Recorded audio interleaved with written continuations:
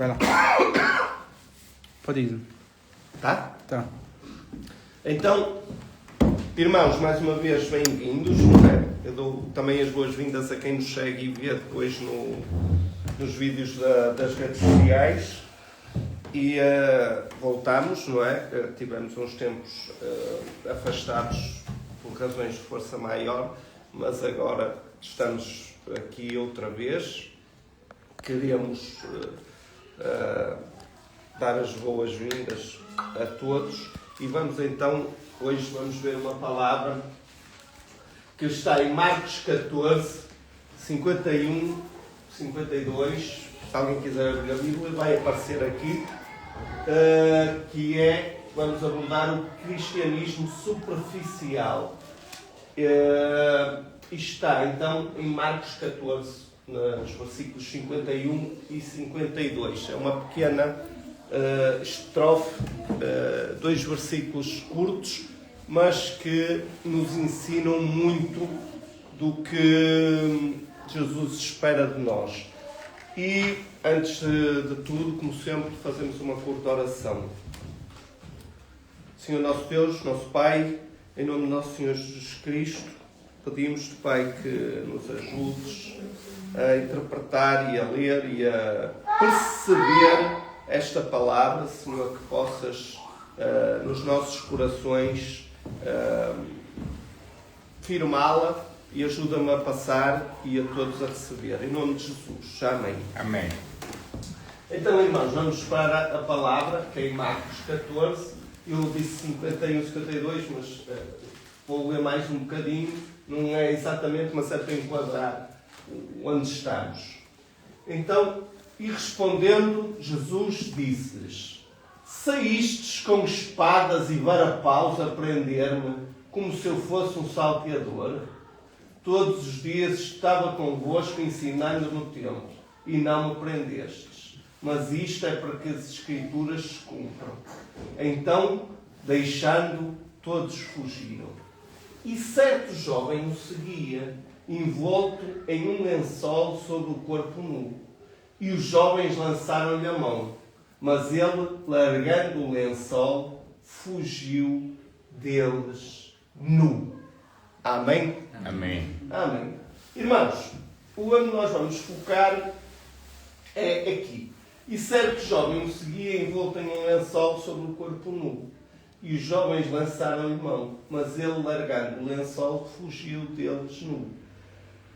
Duas pequenas frases que, como vemos, dão origem a uma pregação de 40 minutos. Ou seja, isto tem muito que se lhe diga.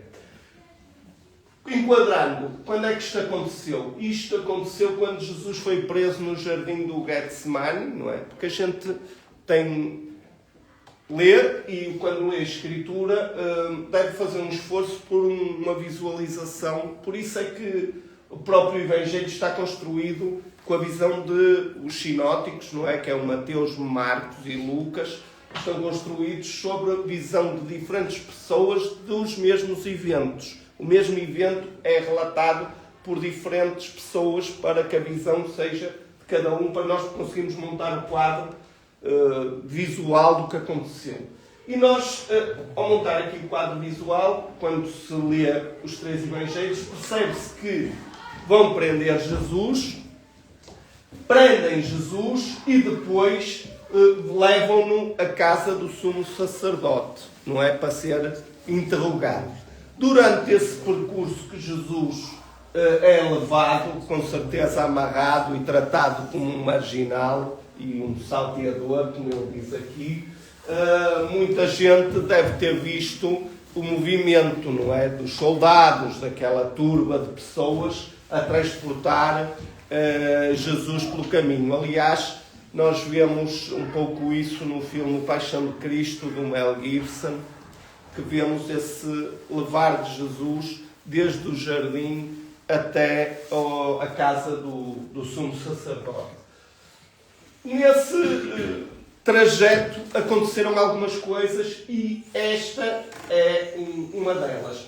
Repare-se que este jovem não era nenhum dos discípulos que estavam com Jesus no jardim, no Getsemane, porque esses fugiram na altura todos, não é?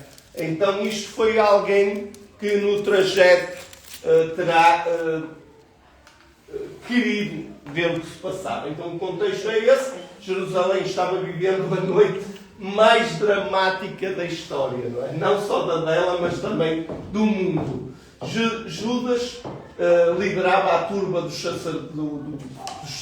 sumos sacerdotes e dos outros fariseus e dos soldados que foram prender Jesus. Era de noite, muitas pessoas nesse trajeto, com certeza, olharam para a cena, não é?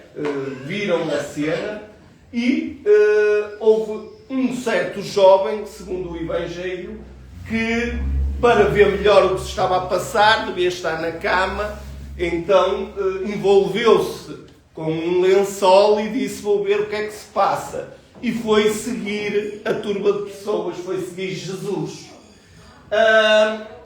Ele estava, como digo aqui, do jeito que estava enrolado num lençol, pulou da sua cama e infiltrou-se no meio da turba que estava levando Jesus preso. O lençol não é roupa, não é? E ele foi como lhe deu jeito. E ele não deu conta, nem percebeu, não é?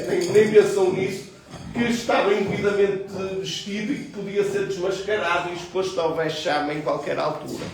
E eu sempre vos digo isto. Dos 3 anos que reunimos aqui, eu sempre vos disse que não há nada na Escritura que esteja lá por acaso. Não há nada, não há uma vírgula. Por acaso as vírgulas até pode estar, porque as vírgulas foram depois os tradutores que as puseram. Mas não existe nenhuma palavra que esteja na Escritura que seja por acaso. E quando a gente lê que fugiu nu, é algo que devemos questionar o porquê da Escritura de ser aqui. Parece ser... Para que este episódio? Até ficamos assim um bocado a pensar. Que estranho, não é? Mas não é estranho, como vamos ver. O que é que esse jovem significa? O que é que esse rapaz que não se preparou para seguir Jesus significa? O que é que Jesus nos quer mostrar com isso? O que é que Deus nos quer mostrar com isso?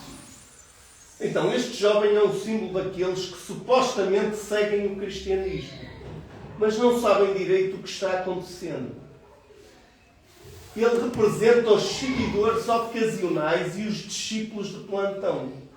Ele estava seguindo a Jesus, mas não mediu as consequências. Ele estava vestido inconvenientemente e despreparado para enfrentar as dificuldades. A roupa na Bíblia é muito importante. Quando a gente vê o que é que Jesus faz àqueles que são resgatados, dá-lhes vestes novas. É ou não é? As vestes estão sujas neste mundo. A gente suja as vestes. O pecado macula, traz-nos marcas de sujidade nas nossas vestes. E pelo sangue de Cristo, Jesus nos dá vestes novas, brancas, brilhantes. Então a roupa é algo muito importante. Lembram-se da parábola? Existe uma parábola em que se os convidados da festa, um não estava vestido convenientemente. E o que é que o dono da festa disse? Não estás vestido convenientemente, pões-te lá fora. Porque havia um traje específico para usar aqui nesta festa. E a pessoa não se preparou. Então não tinha lugar. As vestes querem nos dizer muita coisa. Ou a falta delas.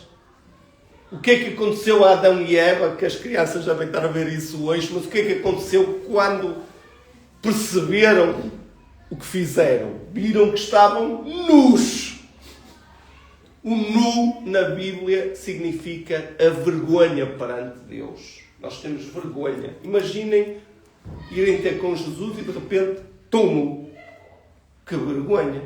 A gente sente isso no espírito. Estar nu é uma vergonha. Hoje em dia, já alguns não têm vergonha nenhuma, mas o nosso espírito de cristão sabemos que o apresentarmos nus é uma vergonha. O que é que Adão e Eva fizeram? Esconderam-se, taparam-se. Não nos vamos apresentar descompostos ao próprio Deus, não é? Então, o estar nu na Bíblia significa isso. A veste também significa o que eu acabei de explicar. Então temos algumas lições a ver aqui. Em primeiro lugar, os que se cobrem com um lençol são símbolo dos que seguem a Cristo sem compromisso. Aquele jovem tornou-se um discípulo casual. Faltava-lhe o compromisso com Jesus. Era um discípulo de improviso. Ele seguia Jesus, queria ver o que se passava, mas foi do improviso. Ele seguia da boca... Isto agora, os que agora fazem isso, da boca para fora. Circunstancialmente. A circunstância levou que seguisse Jesus. Muitos ainda hoje estão na igreja ou se dizem cristãos, mas não seguem a Jesus de verdade. Estão no meio da multidão, mas o que é que fazem? Não leem a Bíblia e logo verdadeiramente não conhecem Jesus, nem têm qualquer aliança com Ele. Dizem que são cristãos, mas na hora que é preciso, até logo! Não leem a Bíblia, como é que se conhece Jesus? Eu tive uma conversa esta semana com o Gino sobre umas situações de vida em que comentávamos os dois. Como é que se conhece Jesus sem ler a Bíblia? Que Jesus? O da Igreja Católica? O do Papa? Que aceita tudo?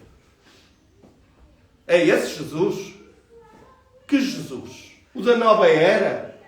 Que dizem que é mais um avatar, mais um mestre, mais um guru?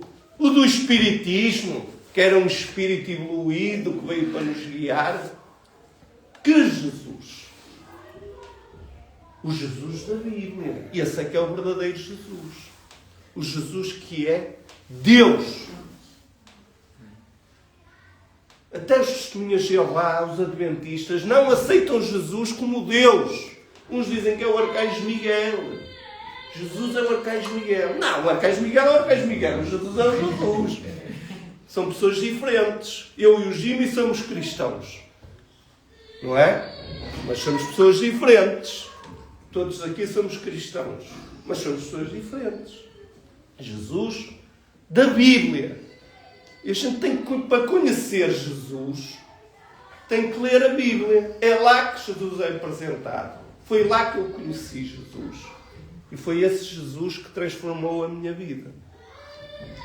O que é que eu disse no início do Tomé? Bem-aventurados aqueles que viram, que não viram, mas creram. Creram em quê? Na Bíblia. Não é? Na Bíblia. Então esse é o verdadeiro Jesus. Os outros seguem com um lençol. Um lençolzito. Deve ser Jesus. Mas são despreparados, porque não conhecem. Em segundo lugar, os que se vestem com um lençol são um símbolo daqueles que vivem superficialmente. O lençol era a única cobertura que aquele jovem possuía. Era, portanto, um arranjo, uma proteção superficial. Quem é que tinha uma proteção superficial também, no início? O Adão e a Eva. Meteram umas folhinhas. Mas Deus disse, não aceito isso. Cobriu-os com peles de animais. As folhinhas não vai dar certo. O lençol também não ia dar certo. Porque é uma proteção superficial. Não havia mais nada além daquilo que era aparente. Quando lhe arrancaram o lençol, não havia nada para lhe proteger a vergonha. Há muitas pessoas ainda hoje que vivem uma vida rasa, descomprometida com o Evangelho, superficial relativamente ao cristianismo. Têm um verniz, uma casca de piedade, mas nenhuma essência de santidade. E Jesus exige a santificação. Jesus quer discípulos. Jesus quer pessoas que o sigam bem vestidas. Entre aspas, não é? Não precisa de ser Armani. Mas bem vestidas espiritualmente. Espiritualmente compostas. Não aceita arranjos. Folhinhas de figueira e lençóis não chegam. Porquê? Porque vai haver a perseguição. Vai haver. Não há nenhum cristão que não venha a ser perseguido pela família, pelos amigos, por aqueles que nos querem afastar da nossa fé. Não é bem assim. Vão-nos puxar o lençol. E o que é que nós temos por baixo? O que é que está por baixo do nosso lençol? Estamos vestidos ou estamos nus? Então, irmãos, não sejamos pessoas apenas vestidas com um lençol. Em terceiro lugar, aqueles que se cobrem com um lençol são adeptos do pragmatismo, não é? Eles preferem o que dá certo em lugar do que é certo. Não era certo sair de lençol, mas naquele momento dava certo, não é? Mete o lençol. Quantos? Eu sou cristão! A gente está a falar com alguns. Eu sou cristão! Não conhecem, não sabem. Nunca leram a Bíblia. Não era certo sair de lençol, mas ele achou que era. Então, era de noite, podia passar despercebido. O lençol enrolado no corpo à noite parecia uma vestimenta decente. A escuridão favorecia esse tipo de arranjo. E ele pensou, ninguém vai saber. Eu vou fazer. A sua ética era a ética do momento, da conveniência. Quando é conveniente, eu sou cristão. Não é? Às vezes, quantos a gente não conhece? Quantos a gente? Eu também sou cristão, meu. Ouço muitas vezes, eu também sou cristão. És? Não parece, não é? A gente, além de dizer que é, tem que parecer. Estas pessoas estão mais preocupadas com resultados, com a verdade. Buscam a conveniência pessoal mais do que é certo diante de Deus. É importante a gente ter esta noção. Não é o que parece, porque a Deus nada está oculto. Não adianta, irmãos. Ele vê as nossas vidas como um vidro transparente. As nossas casas, as paredes de pedra, são paredes de vidro para Deus. Ele vê tudo. Não há nada que lhe seja oculto. Não há nenhum pensamento. Está na Bíblia. Jesus lia os pensamentos, irmãos. Ele conhece os nossos pensamentos. Ele conhece as nossas boas intenções. Quando têm segundas intenções. Não adianta. Então, ou a gente tem um compromisso sério, ou estamos nus perante Deus. E quem são estes jovens nus hoje em dia? Quem é este jovem? Quem representa este jovem nu hoje em dia? Se naquele importante e fatídico dia existia um jovem que despreparado fugiu nu e envergonhado, hoje também, neste importante tempo, não faltam cristãos vestidos apenas com um lençol. Este tipo de cristão é morno. Morno. É um cristão de circunstância. Ele simpatiza com Jesus e o cristianismo. É aquilo. É gente que porta-se bem, tem valores. Ele simpatiza. Mas esquecem que o próprio Senhor Jesus diz que não se pode amar a dois senhores. São politicamente corretos e na hora da verdade e quando é preciso, não se posicionam ao lado da palavra de Deus e do Evangelho. Na hora que é preciso. Irmãos, é assim, não adianta a gente estar a florear as coisas. Não sou eu que tenho um discurso mais radical, digamos assim, ou mais duro, por apresentar as verdades da Bíblia. Porque senão, se a gente coloca Jesus no que ele é na Bíblia, o que é que Jesus diz? Eu sou o caminho, a verdade e a vida, e ninguém vem ao Pai senão por mim. Não há atalhos, não há segundos. O que é que dizia João Batista? Raça de víboras. Então, vamos pôr isso como um discurso radical. É a Bíblia! É a Bíblia! O discurso é duro porque a realidade é dura. Porque se a gente não encarar as coisas como elas são, nós vamos entrar em poços lamacentos. Vai-nos trazer dor. Vai-nos trazer sofrimento. Pior, vai trazer sofrimento para aqueles que nós amamos, os nossos filhos. Aqueles que estão connosco. Então não encarem nunca discursos que são 100% bíblicos com discursos duros. Não são duros, são realistas. Realistas. Então, no mundo de mentiras, no mundo de mentiras, estas pessoas, jovens nus atualmente, pactuam com elas se enganando a si mesmo e aos outros, de forma a poderem ser aceitos pelo sistema. O sistema diz que é assim. Sim, então está bem. Se eu era cristão e dizia que era assim, eu dizia que era cristão, mas de repente aparece o sistema e diz assim, mas agora tem que ser assim. Eu já não sou assim. Já aquilo, eu se fizer assim já sou radical, então eu tenho que ir com o sistema. Não, porque aí só estamos com um lençol.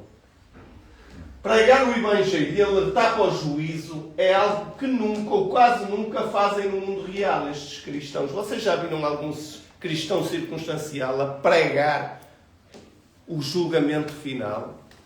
Que vai haver. Está escrito.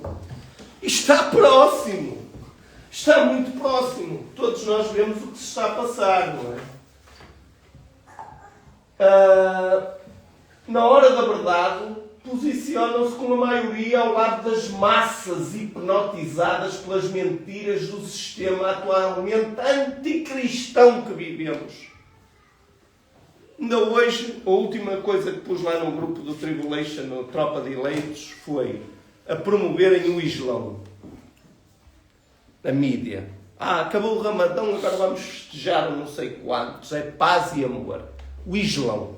O Islão, os cristãos, a última notícia que eu vi foi evangélicos, como é que era, André? Evangélicos, sionistas, são os adeptos de Trump, tipo. O que a televisão diz de nós. Fascistas. Então, as massas que estão hipnotizadas, irmãos, pelo sistema, ligam a televisão e levam com o MK Ultra, com toda a controle mental. As massas estão hipnotizadas. Eles não veem a verdade espiritual. Eles só veem o dia da manhã. Que a televisão lhes diz que vai ser assim. Então, esses cristãos que andam com lençol hoje em dia, eu sou cristão só com lençol, na hora da verdade passam para o lado deles. Isto é uma vergonha para o verdadeiro cristianismo. Pois estas pessoas, se dizendo cristãs, passam uma ideia totalmente errada do que é ser verdadeiramente cristão.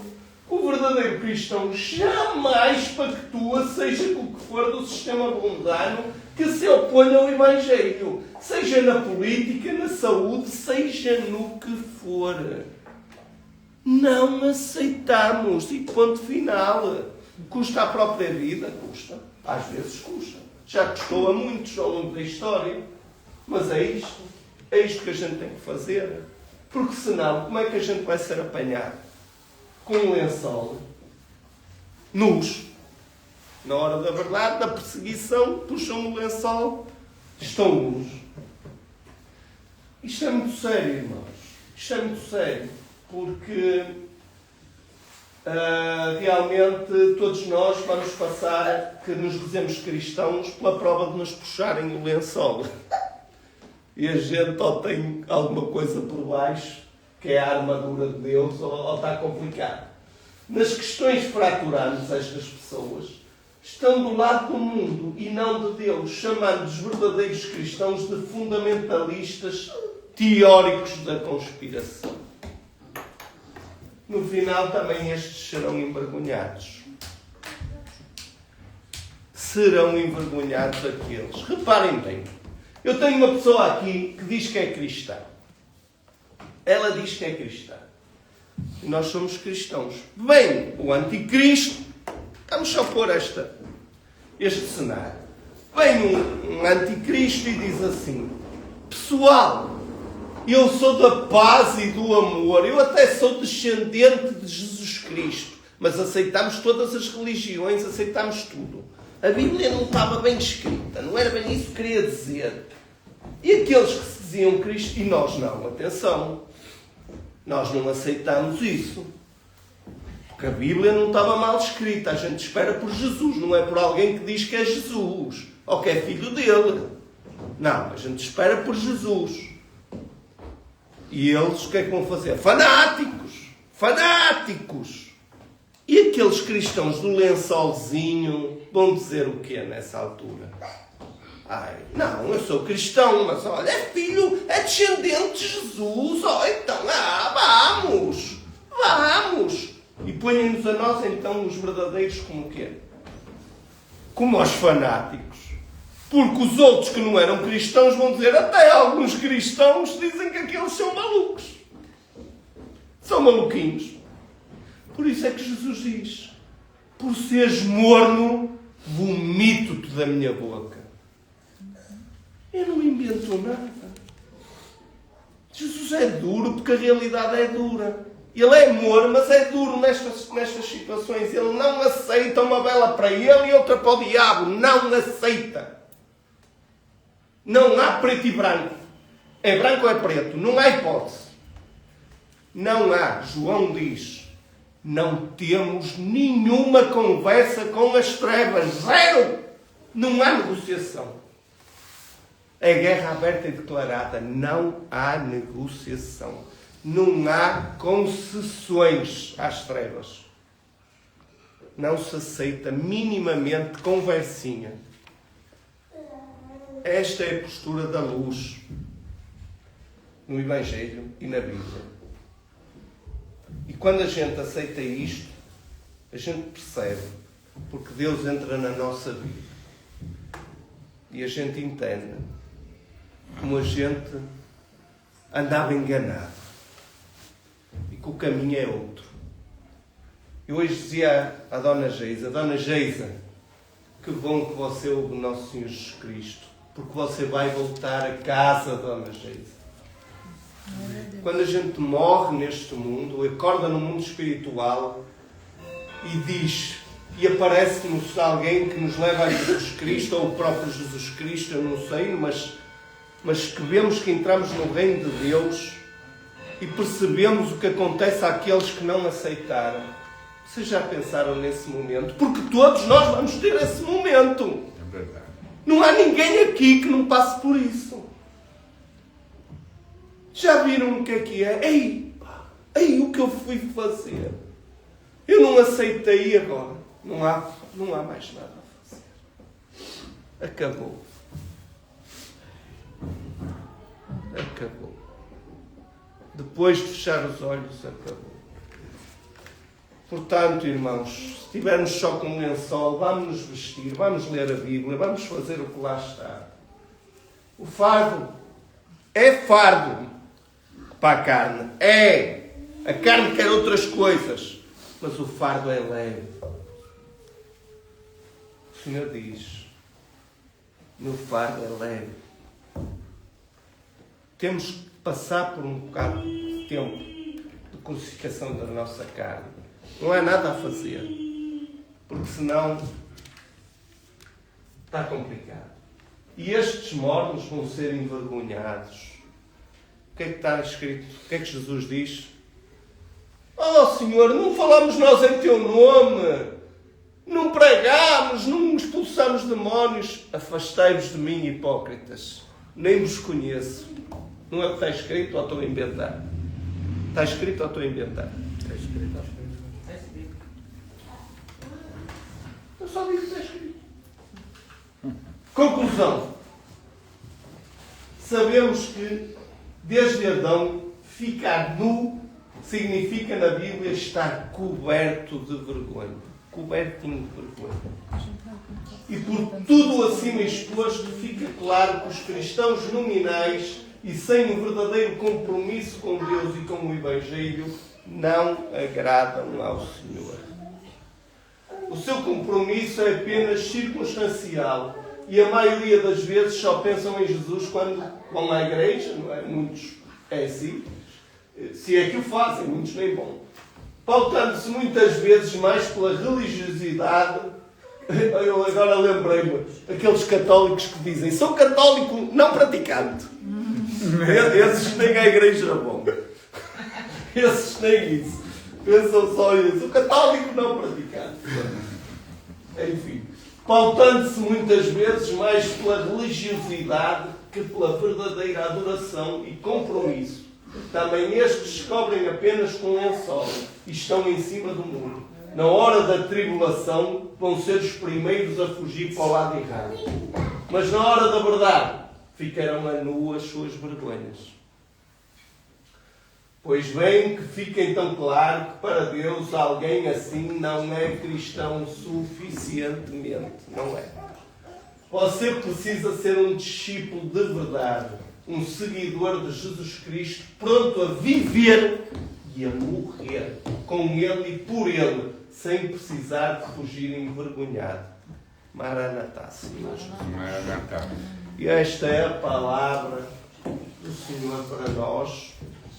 Então, agora quando vocês lerem a Bíblia e virem e lerem, passarem essa parte, tenho a certeza que se vão, do jovem que fugiu nu, vão se lembrar desta pregação, porque numa frase apenas coloca tantas coisas na nossa mente, não é? Mas é assim que a Bíblia se expõe a nós e que nos leva a pensar. E durante muitos séculos sempre a Bíblia não mudou, mas os tempos hoje estão a começar a ser os piores tempos de todos para o cristianismo.